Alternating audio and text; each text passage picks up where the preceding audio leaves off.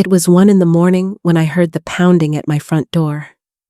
At first, I thought it was the wind or some late-night call from dispatch. But when I opened it, my daughter collapsed into my arms. Her face was bruised, her clothes torn, her whole body shaking like she had just outrun death itself. I will never forget the weight of her that night, or the sound of her breath broken, ragged, desperate. I am Karen Mitchell. I have worn the badge for more than 20 years. I've broken up fights, walked into crime scenes, faced down men with guns, but nothing prepared me for the sight of my own daughter, battered and terrified, on my porch. In that instant, I was no longer just an officer. I was a mother staring at the living proof of betrayal, danger, and secrets I never wanted to face. The porch light flickered, catching her eyes just enough for me to see something beyond pain, fear so deep it hollowed her out. My instincts screamed at me to call it in, to follow procedure, to treat this like every other case. But my heart told me something different. This wasn't any other victim. This was my child. And so I stood there, frozen between two worlds. The officer in me demanded justice. The mother in me begged for protection. Both parts of me knew one truth. The man who had done this was someone she trusted, and that made him more dangerous than any criminal I had ever faced in uniform. If you were me, standing in that doorway at 1 in the morning, holding your own daughter in that state, would you follow the law? Or would you follow your heart? That night was only the beginning. To understand how it came to this moment, you have to know who we were before everything cracked apart.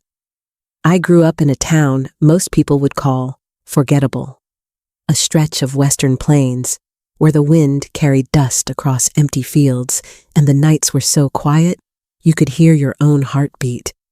That quiet, though, was the rhythm of my life.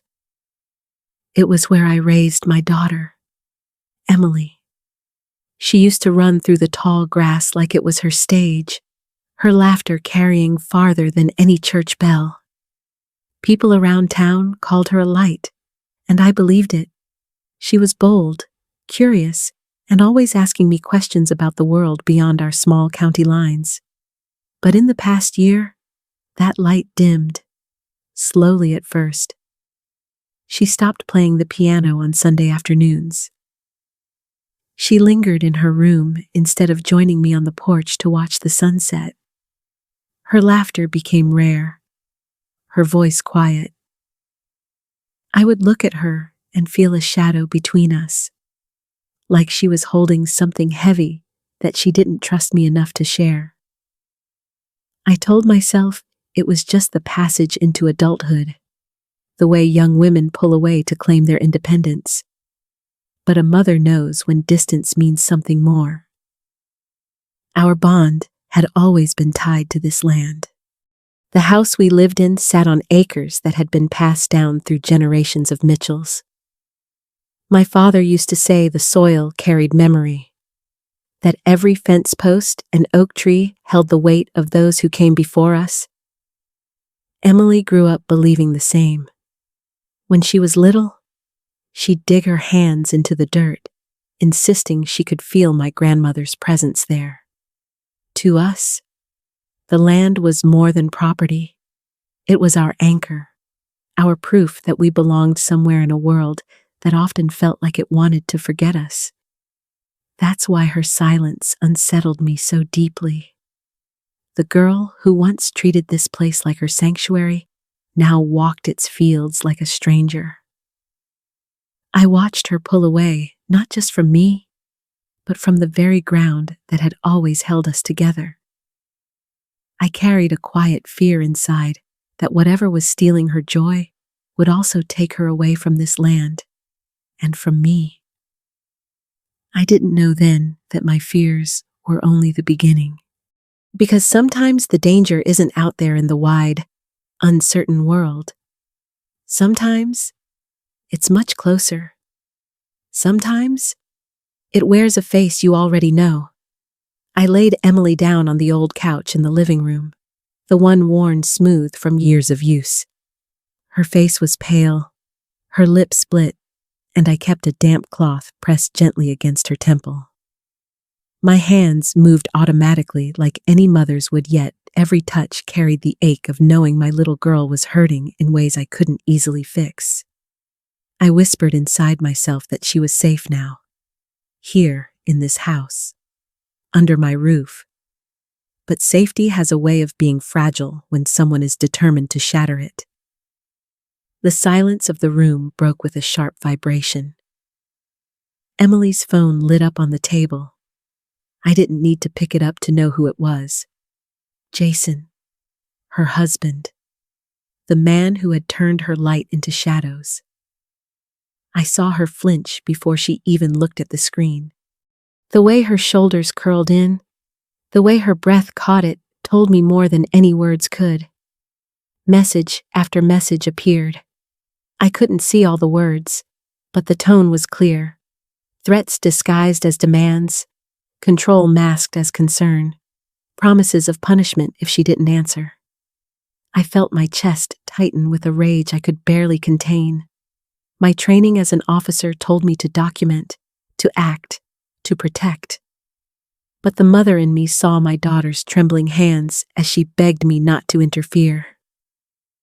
She was terrified that if I stepped in, he would find a way to make things worse. That's the cruelty of men like Jason. They don't just bruise skin, they wrap chains around the mind.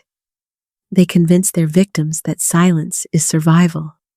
And in that moment, I saw how deeply his voice still lived inside her. I wanted to shout. I wanted to storm out into the night and drag him here to face me. But I knew that wasn't the way. I had learned, over years of wearing the badge, that anger without evidence doesn't build justice, it destroys it. So instead, I sat quietly beside Emily, smoothing her hair back, letting her know without words that I was here, that she wasn't alone. Inside, though, I made a promise, a vow I didn't need to say out loud. I would gather what I needed. I would build a case, brick by brick, a case no one could erase, no matter how much power Jason thought he had. He could send all the threats he wanted. He could try to tighten his grip. But from that night forward, he wasn't just dealing with a frightened young woman. He was dealing with her mother, who happened to be a police officer, and who had no intention of letting him win. And with that vow, my mind shifted from comfort to strategy. Because protecting Emily wasn't just about tonight. It was about the days to come. The evidence I needed to collect. The fight I was preparing to wage. I drove Emily to the hospital in the dead of night, the tires humming against the empty road. She leaned against the window, silent, her face swollen in the glow of the dashboard light. My heart wanted to keep her wrapped in a blanket and never let her go. But my mind was already shifting into officer mode. Fear might have driven her here, but evidence would keep her safe. The emergency room smelled of antiseptic and exhaustion. Nurses moved quickly, their voices clipped and professional, but I caught the flickers of pity in their eyes. I stood beside the bed while the doctor examined her, cataloging each bruise, each cut. Photos were taken, measurements noted, every detail logged. To Emily, it must have felt like another kind of invasion. Strangers recording the violence written across her skin. To me, it was ammunition, each mark, another piece of truth that Jason couldn't erase. When the nurse handed me the paperwork, I didn't just tuck it away. I asked for copies of every record, every image. I knew how quickly things could disappear, how cases could fall apart when the trail went cold. Holding those documents in my hands, I felt the first glimmer of control since she'd collapsed on my porch. Back home, the night air was heavy with crickets when I crossed the street to see Mrs. Jenkins. She was the kind of neighbor who noticed everything, the kind who still left pies on your doorstep at Christmas. Without hesitation, she pulled up her porch camera footage. There it was, Emily stumbling up my steps at 1 a.m, battered, desperate, clutching at the door. The sight of it made my stomach twist, but it also lit a fire inside me. Proof, irrefutable. Not just my word, not just Emily's pain, but an image that showed the truth in motion. Mrs. Jenkins pressed a flash drive into my hand, her eyes firm with solidarity. I thanked her quietly, knowing how rare it was to have someone stand with you when the storm hit. As I drove back across the gravel drive, I realized something had shifted. Hours before, I had been a mother cradling her broken child. Now, I was also the officer assembling a case, step by step. Hospital records, photographs, witness footage. Each piece felt like a brick in a wall I was building between Emily and the man who wanted to control her. I didn't know yet how strong that wall would need to be, or how hard Jason would try to tear it down. But for the first time, I believed we had something solid, something that could hold, and that hope carried me forward, unaware of the next twist waiting to shake the ground beneath us. The call came just after sunrise, when I thought I could finally breathe a little easier. The evidence from the hospital, the photos, the camera footage, they felt like momentum, like maybe we were finally turning the tide. But the voice on the other end of the line carried a different kind of weight. An old colleague at the county records office told me I needed to come in.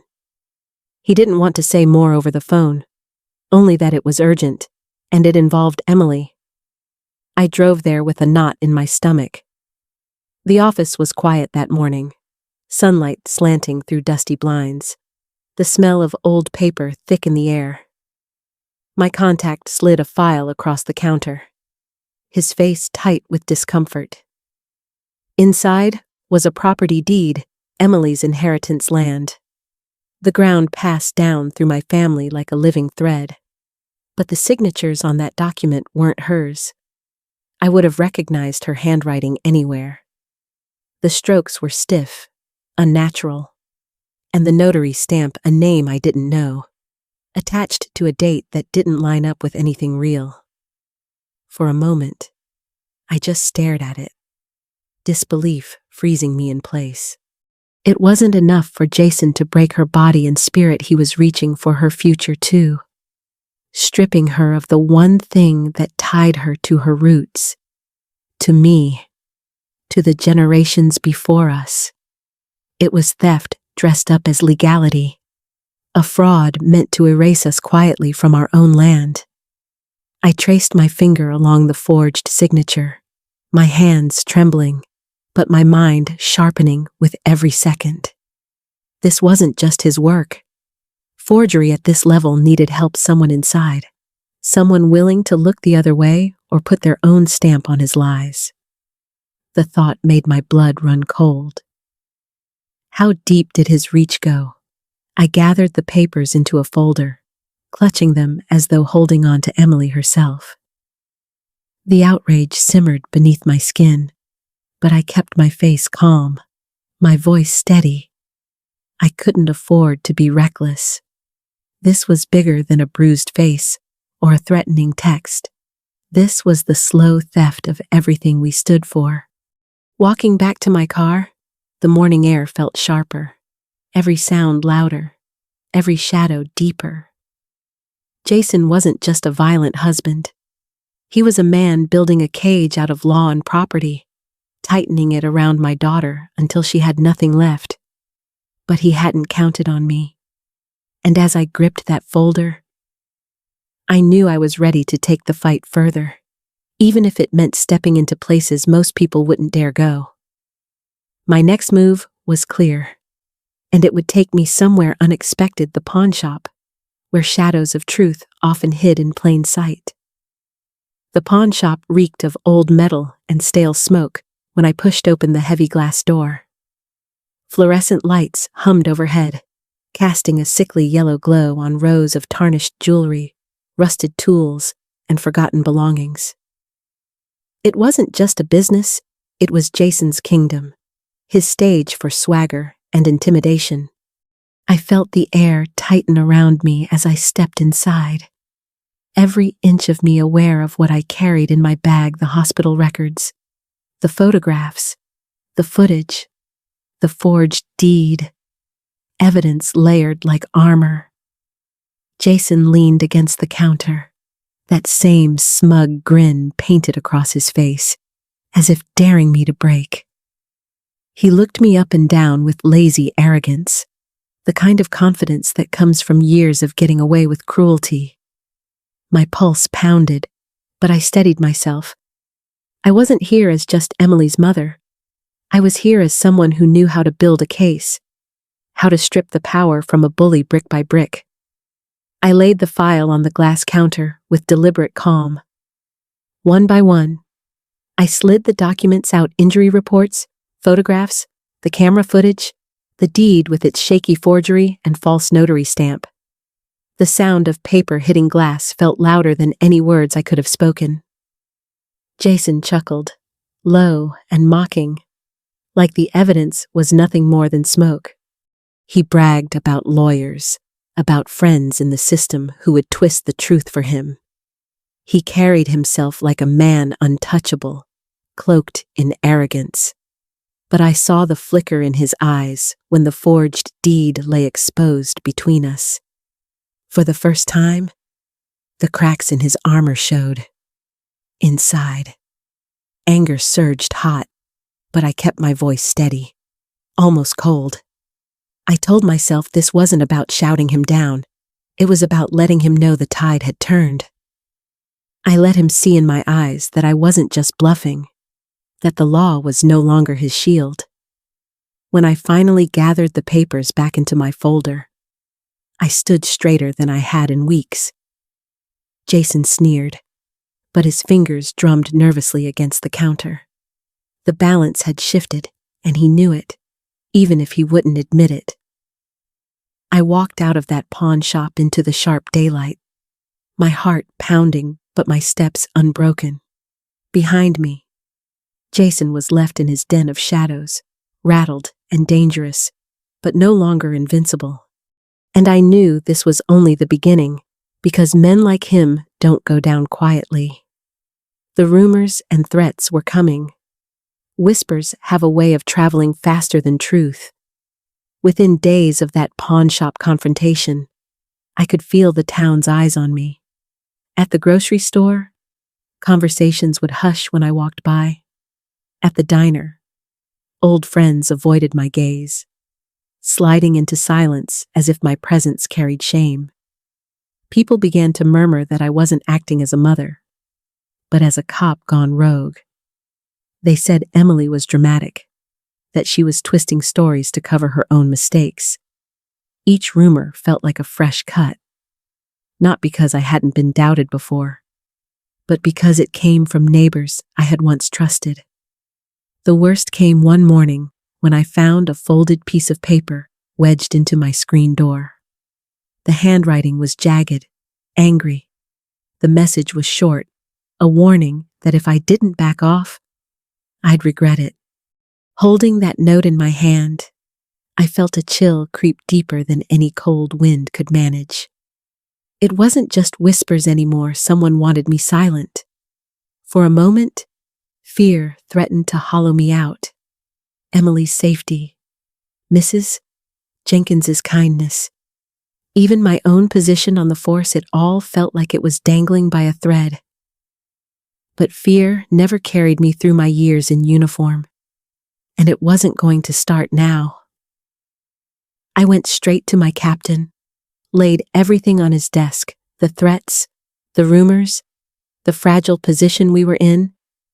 He didn't hesitate. He promised patrol cars would make regular rounds past my house and Mrs. Jenkins's porch. Hearing that gave me a flicker of relief, but more than that, it reminded me I wasn't fighting completely alone. Still, the weight of the town's suspicion pressed heavy. I knew this was Jason's doing. Poisoning minds was just another weapon in his arsenal. Yet even as the walls seemed to close in, I felt something shift inside me. Their whispers might bruise, but they wouldn't break me. Not when my daughter's future was at stake. And little did I know, the cracks in Jason's world were about to widen not from me, but from someone he trusted far too much. I never expected the knock at my door that night. When I opened it, the last person I thought I'd see was standing there, Jason's mistress. For months, she had been a shadow in the story, someone I pictured only in whispers and suspicions. Now she stood on my porch, arms crossed tight, eyes darting like a cornered animal. She told me she couldn't keep it up anymore. She slipped an envelope into my hand, her fingers trembling as though she wanted to snatch it back. Inside were printed text messages filled with Jason's rage, threats that dripped with violence, promises of what he'd do not just to Emily, but to anyone who crossed him. There were bank statements too, withdrawals and transfers that painted a picture of greed. Proof that he had been funneling money through her accounts. My stomach turned as I realized just how deep his manipulation went. I couldn't ignore the thought why now she admitted it before I could even ask. She was scared. She had seen the way he looked at her lately, the sharp edge in his words.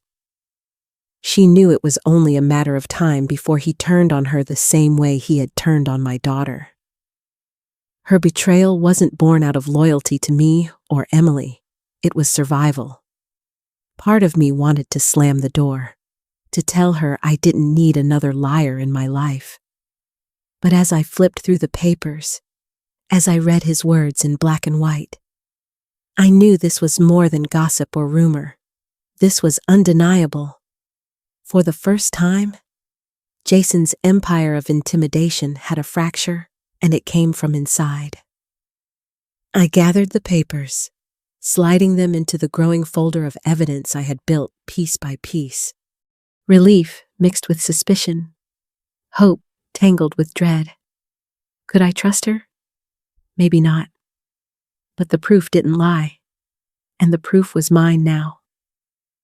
As she left, fading back into the night, I stood clutching the envelope, my heart steady for the first time in weeks. Jason had built his power on fear and silence. Tonight, his own ally had handed me the weapon I needed to break through both. The next battle would not be on porches or pawn shops. It would be under the cold lights of a courtroom, and for the first time, I felt ready. The air in the courtroom was heavy, the kind that presses down on your shoulders and makes every breath feel deliberate. The wood-paneled walls, the polished benches, the sharp smell of paper and ink, it all felt like a stage where truth and lies were about to collide. Jason sat at the defense table, smug, his expensive lawyer at his side. Emily sat behind me, hands folded tight, her knuckles white. I could feel her fear radiating, but also her quiet strength. When I took the stand, I felt every eye in that room on me. The prosecutor guided me through the evidence, and I laid it out piece by piece. Hospital records, photographs of bruises and cuts, camera footage of Emily stumbling up my porch in the dead of night. Each item felt like a stone placed in a wall, building something that could no longer be ignored. Jason's lawyer pounced.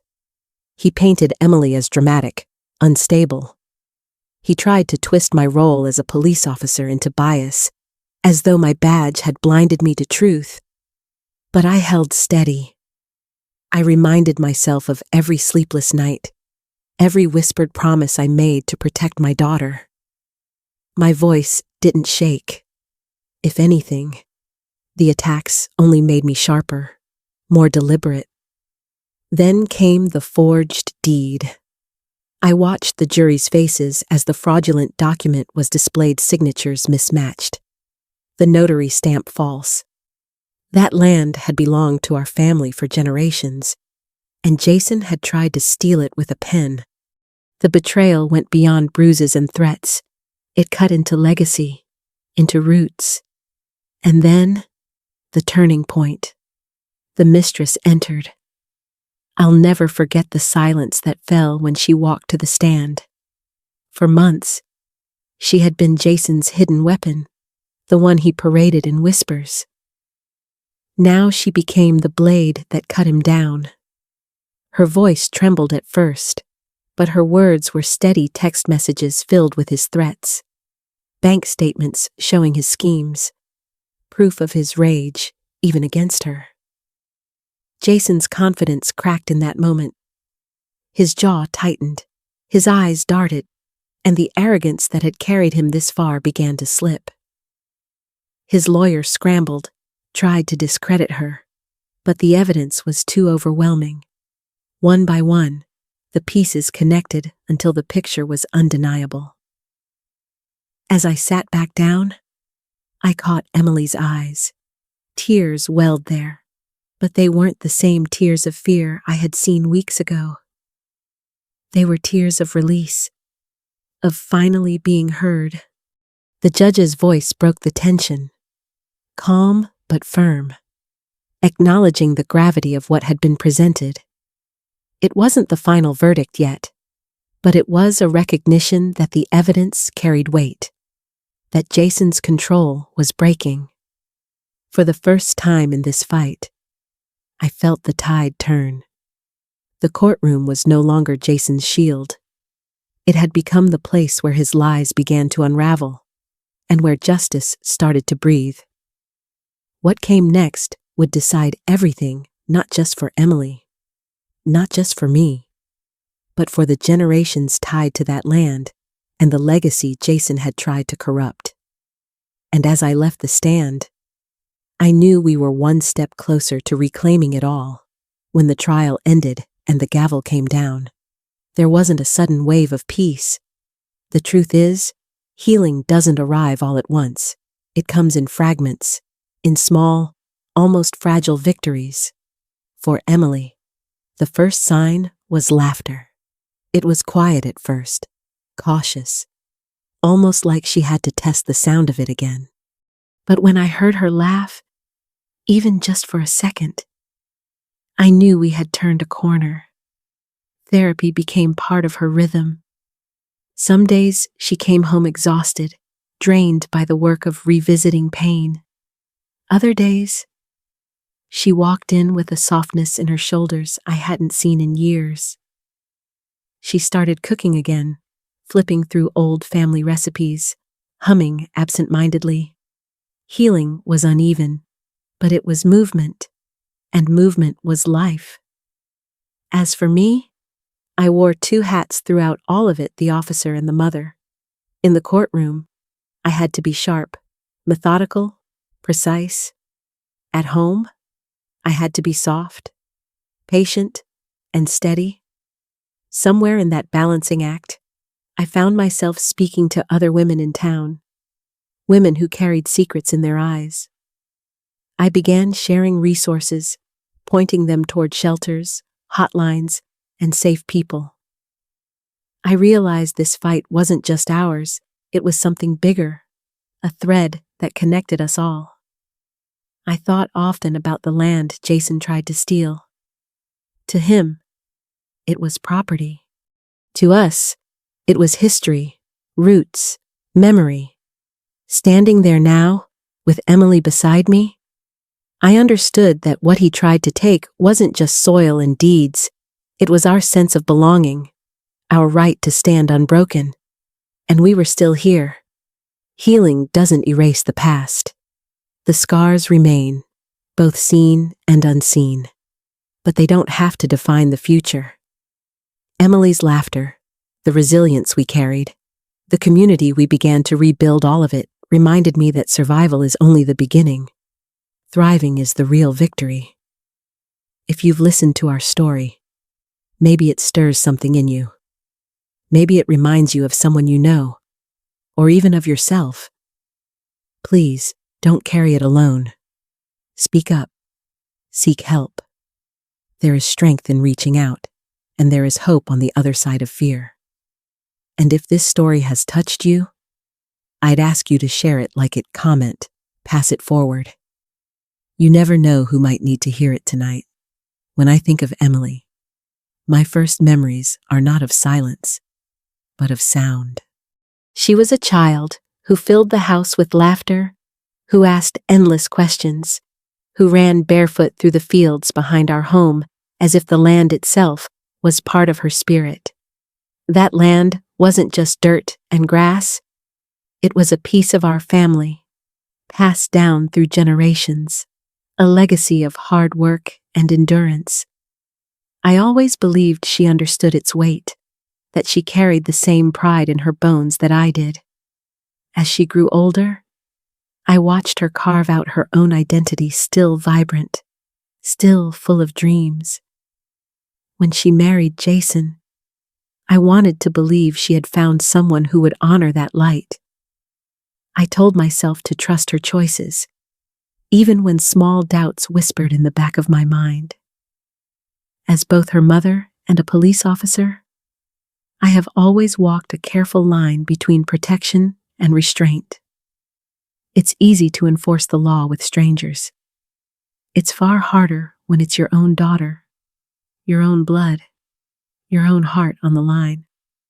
Over the past year, I noticed the changes. Emily's laughter, once so loud it carried across the yard, grew scarce. Her visits became shorter. Her phone calls, less frequent. When she did speak, her words were clipped, rehearsed almost, as if she was reading from a script someone else had written. I told myself she was busy, that marriage had shifted her priorities. But the truth pressed heavier with each passing month. I saw her eyes lose their brightness. I saw her shoulders curl inward, as if she was carrying a weight too heavy to share. At first, I tried to dismiss it as stress, the normal pressures of adulthood, but deep down, I knew. A mother always knows. Silence can be louder than any scream, and Emily's silence had become deafening. That night on my porch, when she collapsed into my arms, I realized the distance wasn't random. It was survival. She hadn't been pulling away because she wanted to. She'd been hiding from a man who wore the mask of a husband but carried the fists of a tyrant. And as I held her, trembling and broken, I knew the uneasy feeling I had been pushing aside was about to be laid bare. The truth of Jason's control was coming, and I would no longer be just a mother watching from the sidelines. I would have to stand as both protector and officer, no matter the cost.